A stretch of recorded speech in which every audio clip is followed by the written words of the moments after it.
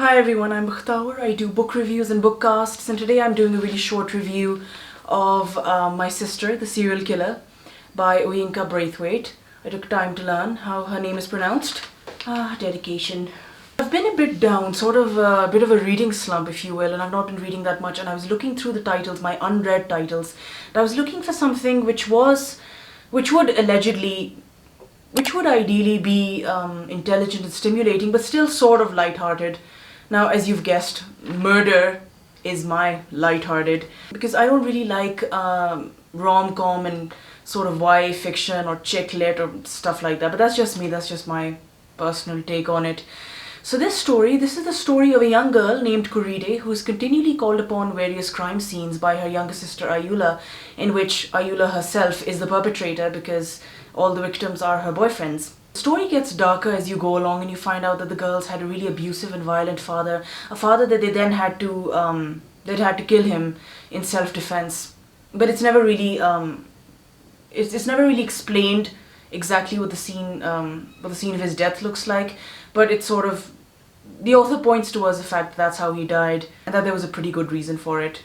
So I think Ayula she unconsciously wants to hurt or maim or kill any man that gets close to her.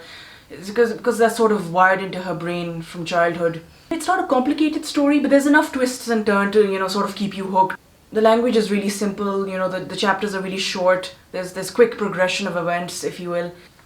Now, it may not be a literary sensation, as it says on the cover, but it is a good couple of hours of entertainment, You always feel like there's secrets beneath the surface, there's stuff you need to figure out. The girl, the protagonist, you get really attached to her. She's really interesting. She's sort of head nurse at a hospital, and she tells all her secrets to a comatose patient who later wakes up and remembers everything. So that was good, that was funny. And she's, obviously continually intimidated by her younger sister, who's just better looking and more dynamic than she is. And the interesting aspect I found, sort of an underlying concept, is that whether we want to or not, we're always implicated in the actions of our family and of our loved ones, really. And, well, more so in the case of this girl, of Kuride, because she actually helped cover up all the murders. And, there's scenes, obviously, she takes out her gloves, her rubber gloves, and she scrubs the bathroom where the stabbing took place, and it's all good-natured fun. And also, I think she explores this idea that, you spent all your life thinking that you're different from your parents, especially if they aren't necessarily the sort of people that you want to be like.